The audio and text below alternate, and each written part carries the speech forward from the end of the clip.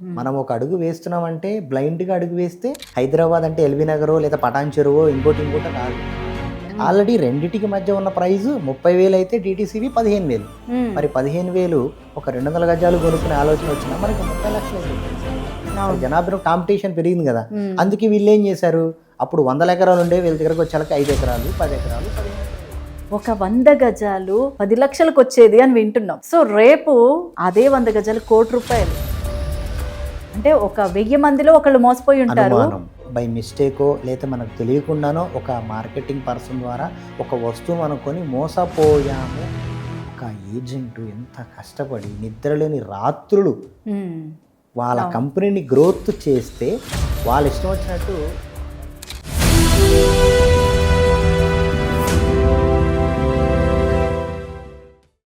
Hi, hello, నమస్తే, welcome to CEO TV. నేను మీ కృష్ణవేణి. మనతో పాటు ఉన్నారు విఆర్ ఇన్ఫ్రా ఎండి వికే చౌదరి గారు. సో ఆయనకి వెల్కమ్ చేద్దాం. సార్ నమస్తే. నమస్తే మేడం గారు.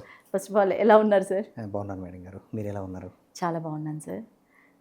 అండ్ ఇందాక మనం స్టార్ట్ చేసేటప్పుడు ఎక్కడ ఇన్వెస్ట్ చేయాలి అనేది మనం మాట్లాడుకున్నాం. ఎస్.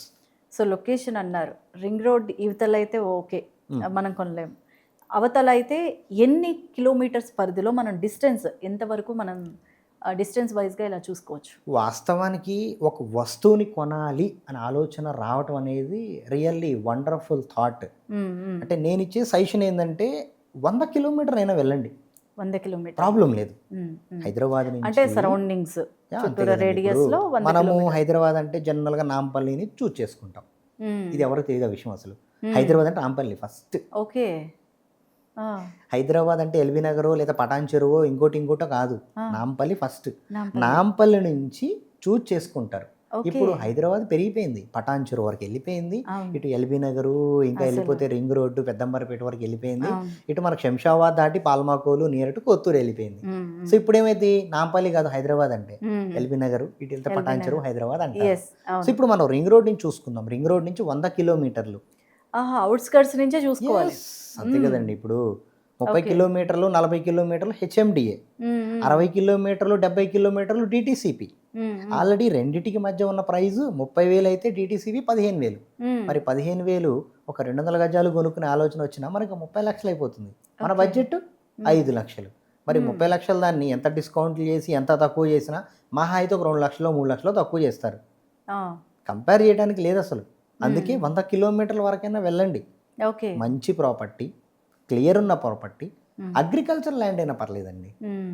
ఓకే. సే మన పాత రోజుల్లో తాతలు ఎకరాల్లో కొన్నారంటారు. మరి ఎందుకు అప్పుడు ఎకరాల్లో కొన్నారంటే అప్పుడు మార్కెట్ రేటుని బట్టి డబ్బులు ఉన్నవాళ్ళు ఎకరాల్లో కొనుక్కున్నారు.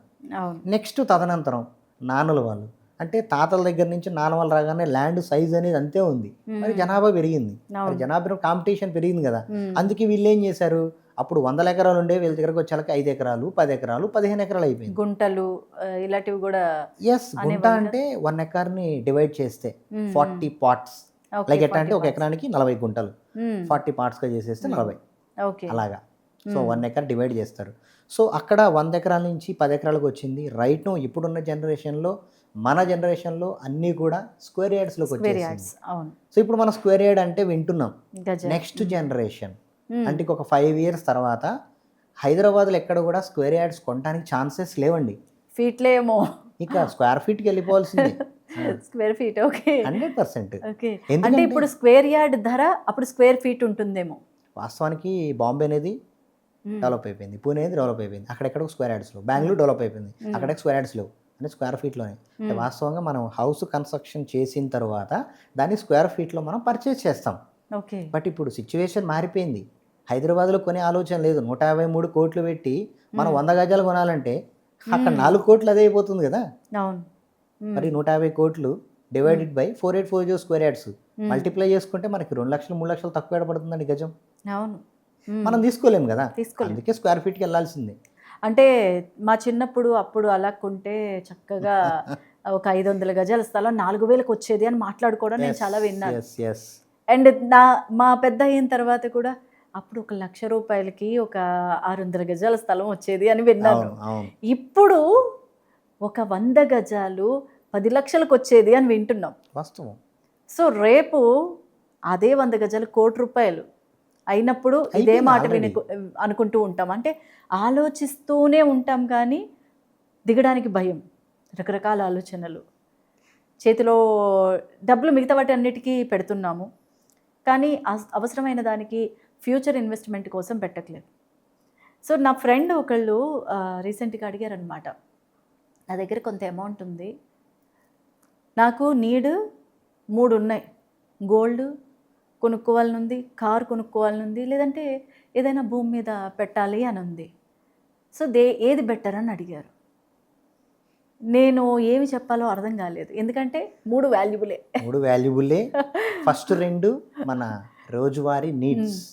ఫంక్షన్కి వెళ్తున్నాం అంటే గోల్డ్ కావాలి. అవును, మరి గోల్డ్ వేసుకొని ఆటోకో లేకపోతే కారో బుక్ చేసుకుని వెళ్ళలేం కదా, వెళ్ళలేం సో కదా. కారు కావాలి. అవును, ఫంక్షన్కి వెళ్ళాలన్నా కారు కావాలి, ఏదైనా ఫ్యామిలీతో బయటికి వెళ్ళాలన్నా పర్సనల్ థింగ్స్ మాట్లాడుకోవాలన్నా మనకంటూ ఒక పర్సనల్ కారు ఉండాలి. అవును. సో 2 అంటే మనకి అప్పట్లో important. 2 వీలర్ అనేది మ్యాండేటరీ, ఇప్పుడు 4 వీలర్ అనేది ప్రతి ఇంట్లో ఉంటుంది, మ్యాండేటరీ అయిపోయింది. సో ఈ సందర్భంలో నేనేం చెప్పాలో అర్థం కాలేదు. మీరైతే ఏం సజెషన్ ఇస్తారు? వాస్తవానికి మనకి ఆకలయ్యి ఎంతవరకు తినగలమో అంతే తినగలం. ఓకే. ఫుల్గా తిన్నామనుకోండి తర్వాత ఇబ్బంది పడాలి, మళ్ళీ అది అజీర్ణం కాక దానికి మళ్ళీ డాక్టర్ని కన్సల్ట్ అవ్వటం, లోపల ఆర్గాన్స్ సపోర్ట్ చేయకపోవటం, ఇవన్నీ తప్పదు. గోల్డ్ అనేది కూడా ఏంటంటే ఎంతవరకు మనకు అవసరం ఉందో అంత అవసరం పెట్టుకొని రిమైనింగ్ అనేది సేవింగ్స్. 2 లక్షలు ఉన్నాయి, ఓకే గోల్డ్ కొన్నాం, ఇప్పుడు కొనేసి పెట్టేశాం, ఈరోజు రేట్ చూస్తే 1,00,000 పైన వెళ్ళిపోయింది, 1,40,000, 1,50,000, 1,60,000 వరకు అలా వెళ్ళిపోతుంది. అవును. సో గోల్డ్ కూడా మంచి ఇన్వెస్ట్మెంటే, కానీ 10 లక్షలకి 20 లక్షల గోల్డ్ కొనడం అనేది ఒక అవివేకం. అది అంత నేను అంటే నా ఎనలైజేషన్ ఏంటంటే 1,00,000, 2 లక్షల గోల్డ్ కొనండి, సేవ్ చేసుకోండి. ఆభరణాలు అనేవి ఆడవాళ్ళకి అలంకరణ, అది ఎంతవరకు అవసరం అంతవరకే దాన్ని అలా ఉంచుకొని పెంచుకోకుండా. అయితే ఇక్కడ ఇంకొకటి ఏంటంటే ఆడవాళ్ళకి ఆభరణాలు ఆనందం ఇచ్చేది గోల్డ్ అయినా ఆ గోల్డ్ ఉన్నదాన్ని కూడా పెట్టుకునే సేఫ్టీ మెజర్స్ మన దగ్గర లేదు. వెళ్ళి తీసుకెళ్లి లాకర్లో పెట్టుకుంటున్నాం మేము, 1 గ్రామ్ గోల్డ్ పెట్టుకుంటున్నాం. ఎంతవరకు తినాలో అంతవరకే తినాలి. ఎందుకన్నానంటే అత్యాశ దురాశ దుఃఖానికి చేటు ఉంది కదా అని చెప్పేసి గోల్డ్ మొత్తం కొనేసి పెట్టుకుంటామండి. ఇప్పుడు గోల్డ్ రేట్ పెరిగిందంటే అవతల ఉన్న వాళ్ళ కన్ను మన మీద ఉన్నట్లే కదా. అంతే. మరి దాన్ని మనం కాపాడుకోవడానికి మనకున్న 2 కళ్ళు కాదు, ఇప్పుడు 4 కళ్ళు వచ్చేసినాయి, ఇంకొక 4 కళ్ళు కూడా కావాలి. అవును. సో ఎక్కడో ఒక చోట ఎవరో మోసపోయారని చెప్పేసి మనం ప్రతిదానికి అంటే ఒక 1000 మందిలో ఒకళ్ళు మోసపోయి ఉంటారు, ఆ ఒక్కళ్ళనే మనం ప్రతి 2,000 మంది వాళ్ళనే ఎగ్జాంపుల్గా తీసుకుంటూ ఆగిపోతున్నాం. మీరు అడిగిన క్వశ్చన్ ఏదైతే ఉందో, బాధ కలిగిన వాడే 2 సార్లు ఆలోచిస్తాడు. అదే ఒక కుటుంబంలో జరిగింది అనుకోండి, అందరూ ఆలోచిస్తారు. ఇప్పుడు ఎక్కడో బై మిస్టేకో లేకపోతే మనకు తెలియకుండానో ఒక మార్కెటింగ్ పర్సన్ ద్వారా ఒక వస్తువును మనం కొని మోసపోయాము అని ఆలోచన రాగానే ఫస్ట్ మన గుండె అయిపోయినట్లు. అంతే కదా, కష్టమంతా దారిపోసి కొన్నాం. పెద్ద ప్రాపర్టీ 2-3 కోట్ల ప్రాపర్టీ అనుకోండి, ఇంకా వాళ్ళకి వేరే దారి లేదు పాపం. ఇప్పుడు ఇప్పించిన అతనికి కూడా తెలియదు కదండి వీళ్ళు మోసపోతున్నారు అని. తను కూడా ఒక సంస్థని నమ్ముకొని వాళ్ళకి సపోర్ట్ చేశాడు. ఈ సంస్థ పెట్టిన వాళ్ళకి ఫస్ట్ నాలెడ్జ్ ఉండదండి.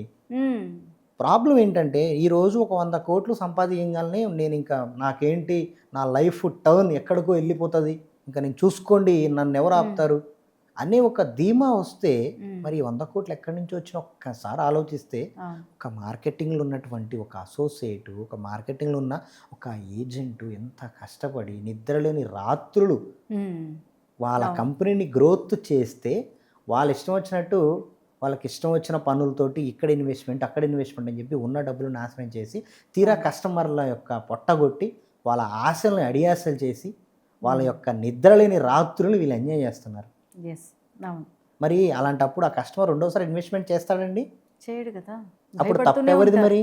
ఇప్పుడు ఇన్వెస్ట్మెంట్ చేసిన కస్టమర్దా, ఇన్వెస్ట్మెంట్ చేయించిన అసోసియేట్దా, లేకపోతే ఇంత 100 కోట్లు 200 కోట్లు సంపాదించి మంచిగా లగ్జరీ లైఫ్ని ఎంజాయ్ చేస్తూ ఉన్న కంపెనీదా? కంపెనీదే. మరి చూడండి, మీ ఫ్రెండ్ అలా ఇన్వెస్ట్మెంట్ చేసి స్టిల్ ఇంకా బాధపడి ఉంటే రెండోసారి మీతో మాట్లాడాడు, వేరే రియల్ ఎస్టేట్ కంపెనీ వైపు చూడడు. అవును. పోతే పోయిందిలే, మన దగ్గరలో ఉన్న ఆ. బంగారం అయితే ఈ మన చేతిలో ఉంటుంది అన్న ఆలోచన Yes. వచ్చేస్తుంది. భయం కానీ అండి. అవతల వాళ్ళని చూసినప్పుడు ఒక బాధ వస్తుంది. 100% మీరు చెప్పింది. ఎందుకంటే నేను కూడా కొన్ని చూశాను. నేను కూడా కొన్ని కంపెనీలతో టైఅప్ అయి ఉన్నాను, ట్రావెల్ చేశాను. మంచి సలహాలు ఇచ్చేటప్పుడు అందరూ మంచిగానే కనిపిస్తారు.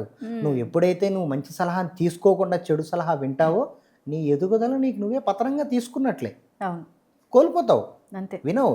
అవును. నీకు మంచి చెప్పేవాడు నీ మిత్రుడు, నీ పక్క నుండి ఎప్పుడు నీ విజయాన్ని నీ వైపు తీసుకురావని ఆలోచిస్తాడు. నువ్వు వాడిని దూరం పెట్టేస్తే ఇంకా నీకు విజయం ఎక్కడుంది? పరాజయమే. అవును, ఎగ్జాక్ట్. 5 లక్షలు పెట్టి ₹1 కోటి అంటే కష్టం. నేను ₹1 కోటి పెడితే నాకు 5 సంవత్సరాలు 5 కోట్లు కావాలి. ఎవరిస్తారు? ఎలా ఇస్తారు? సో కొంతవరకు ఎంకరేజ్ చేయొచ్చు. అలా అని చెప్పేసి ప్రతిదీ ఎంకరేజ్ చేయొద్దు. మనం కూడా లీగాలిటీ చూసుకొని, పర్సన్ని చూసుకొని, కంపెనీ చూసుకొని, ప్రాపర్టీ వర్త్ కూడా చూసుకోవాలి. ఓకే. ప్రతిదీ కూడా పాయింట్.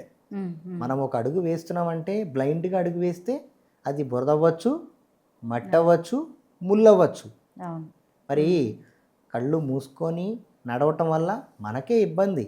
ఓకే. అందుకే ఎదురుగా ఉన్న వస్తువునైనా, ఎదురుగా ఉన్న వాహనాన్నైనా చూసుకొని వెళ్ళాలి. మనం కొన్ని ఆటోస్ మీద, కొన్ని వాహనాల మీద కీప్ డిస్టెన్స్ ఇన్ 50 మీటర్స్ ఎందుకు పెడతాడు? మన సేఫ్టీ కోసం. కేస్ ఆఫ్ ఎప్పుడైనా ఎమర్జెన్సీగా బ్రేక్ వేయాల్సి వస్తే ఒక 50 అడుగుల దూరంలో ఉంటే మనకి బ్రేక్ పడుతుంది, తనకి బ్రేక్ పడుతుంది. అవును. కీప్ హారన్ ఎందుకంటాడు అంటే ఒకవేళ నేను ఆదమరిచి ఏమన్నా అబ్జర్వేషన్ లేకుండా నేను డ్రైవ్ చేస్తుంటే నాతో పాటు మీరు కూడా రక్షణ ఉండండి, హారన్ కొట్టండి. ఇవన్నీ ఏంటంటే ప్రికాషన్స్.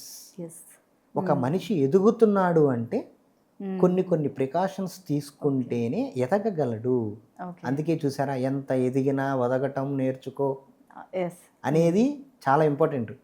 అన్నీ ఉన్న నాకేమవుతుంది అనిగిమని ఖాళీగా గాలి ఎంత వచ్చినా లేవకుండా ఉంటుంది. అదే ఖాళీగా ఉన్నది అట్లా జంప్ చేస్తుంటుంది, ఎగిరెగిరి పడుతుంది. అందుకే అంటారు మనం చూసుకునే ప్రాపర్టీని కూడా 1-2 సార్లు తరువుగా చెక్ చేసుకొని కొన్ని కంపెనీస్ని మనం ఎంకరేజ్ చేయొచ్చండి. పెద్ద పెద్ద అంటే కొత్తగా వచ్చిన వాటిని కూడా ఎంకరేజ్ చేయొచ్చా? కొత్తగా వచ్చినాయి అంటే తరువుగా చెక్ చేసుకోవాలి. ఇప్పుడు మీ ఫ్యామిలీ మెంబరే వచ్చాడండి, మీరు మీ ఫ్యామిలీ మెంబర్ సపోర్ట్ ఇవ్వరా? ఇస్తాం అంతే. తను కొత్తగా మార్కెట్లోకి వచ్చాడు, తనని సపోర్ట్ ఇవ్వండి. ప్రాపర్టీ చూసుకోండి, లీగాలిటీ చూసుకోండి, అప్రూవల్ ఎప్పుడు పెడతారు అడగండి, డాక్యుమెంట్ తీసుకోండి, సెక్యూరిటీ తీసుకోండి. ఇప్పుడు మీరు ఫర్ ఎగ్జాంపుల్ ఆయన ఒక 10 ఎకరాల ల్యాండ్, ఒక 2 ఎకరాలు ఫ్రీలాన్స్ కింద పెట్టాడు, మీరు 200 గజాలు రిజిస్ట్రేషన్ చేయించుకుని అనుకుంటున్నారు. 200, 400 అడగండి. రేపు డబ్బులు ఇవ్వలేకపోతున్నారు అనుకోండి, సేఫ్, మీరు సేఫ్ కదా. 400 గజాలు మీ దగ్గర ఉంది కదా, అక్కడ మార్కెట్ రేట్ 10 లక్షలు, మీకు 30 లక్షలు మీ చేతిలో ఉందిగా, మరి సెక్యూరిటీ ఉన్నట్టేగా. ఇంకా ప్రాబ్లం ఏంటి మీకు? అదే అత్యాసకి వెళ్ళి అతనికి లాభపడకుండా మీరు లాభపడకుండా ఏదో ఎస్ఎఫ్టీ రేటు 6,000 మీ దగ్గర 3,000కి ఇస్తానని చెప్పి ఏదో నాకేదో వస్తుంది నేను 3,000కే తీసేసుకుంటానని చెప్పి సూపర్గా ఎంజాయ్ చేస్తాను అనుకుంటున్నాడు. కన్స్ట్రక్షన్ చేయకపోతే, ప్రాపర్టీ పేరే లేకపోతే ఎవరిని అడగాలి? ఏ అడ్వకేట్ వస్తాడు? ఏ డిపార్ట్మెంట్ వస్తాడు? ఏ కలెక్టర్ వస్తాడు? సో ఆలోచించే నిర్ణయం తీసుకోవటం చాలా మంచిది. చాలా బాగా చెప్పారు చౌదరి గారు. ఈరోజు ఈ పాడ్కాస్ట్లో అయితే నాకులాగా ఎవరైతే ఒక భూమి మీద పెట్టుబడి పెట్టాలి అని ఆలోచిస్తున్నారో, సో వాళ్ళ డౌట్స్ కొంతవరకు క్లారిటీ వచ్చాయని నేను అనుకుంటున్నాను. అండ్ నెక్స్ట్ పాడ్కాస్ట్లో మరిన్ని విషయాలు మనం మాట్లాడుకునే ప్రయత్నం చేద్దాం. థ్యాంక్ యూ అండి, మీ వాల్యుబుల్ టైంని మా పాడ్కాస్ట్లో కేటాయించినందుకు thank you very much madam గారు. అండ్ మీకు కూడా ఏదైనా డౌట్ ఉంటే రియల్ ఎస్టేట్కి సంబంధించి, వెంచర్స్కి సంబంధించి ఏదైనా డౌట్ ఉంటే మీరు ఖచ్చితంగా కామెంట్ సెక్షన్లో కామెంట్ చేయండి. వాటన్నిటినీ కూడా మేము నెక్స్ట్ పాడ్కాస్ట్లో క్లారిటీ ఇచ్చే ప్రయత్నం చేస్తాం. Thank you.